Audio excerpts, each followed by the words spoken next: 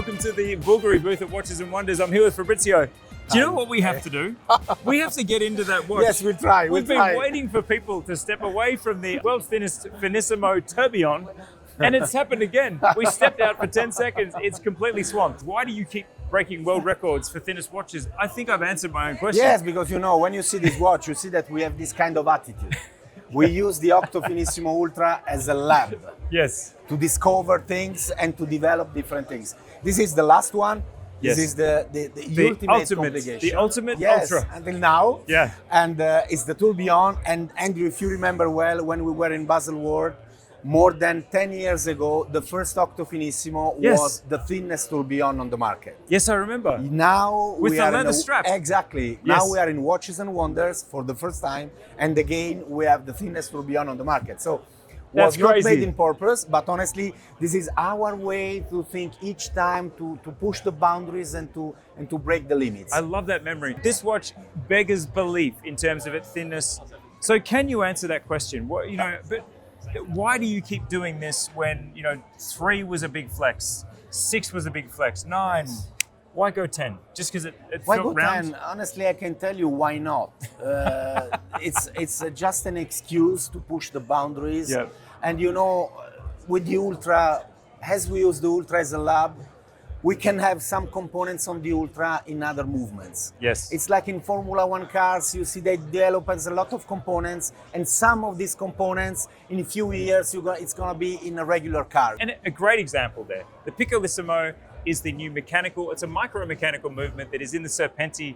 It's a big opportunity for us. Without any Finissimo, we don't have the Piccolissimo. Without the Piccolissimo, we don't have the new automatic movement. And the LVMH group could be that in the future they start to use this movement. There are a lot of brands that are interested in our development, and this is the biggest achievement. Yes. Because when the LVMH group bought the company, it was an amazing jewel maker able to make some timepieces. And today, after 10 world records, and after the Piccolissimo and the new automatic movement, we have an amazing opportunity, and we are very proud about that. Look, I am wearing an Octo Finissimo model on my wrist, and it's sort of the itch that never goes away. Anyone that starts to get into watches finds themselves compelled by a Finissimo. What do we have this year that's new? What else can we tempt people with? So for sure, the Ultra Tourbillon is the hero piece. Yep. What else we have a Let's new have a look. skeleton movement with manual winding, Yep. 8 days with the black coating, with the black finishing. We have the new marble Finissimo that is not anymore like the only watch. Yep. One of a kind piece, but is a Tourbillon with the marble dial. Mm-hmm. That is something that talk a lot about Italy. It's this color.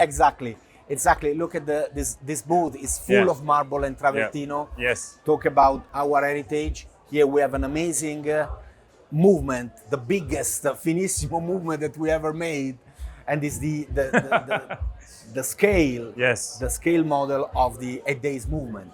Yep. So as you can see here, this is the Octo Finissimo room. Mm-hmm. We have a lot of limited edition on the other rooms that for the first time are all together. Yes. We have the gold 8 days. Yep. We have the titanium 8 days. So we have the full range of 8 days for the first time all together. Yep. We have the marble Tourbillon that is absolutely stunning and is a beautiful piece with the green Alpi marble and with the green strap.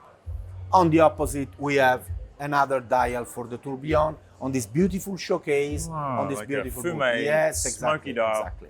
Let's talk about the 8 days, because it is wonderful on a skeletonized watch to see what is needed to make a long power reserve watch. Yes. And that is a big barrel.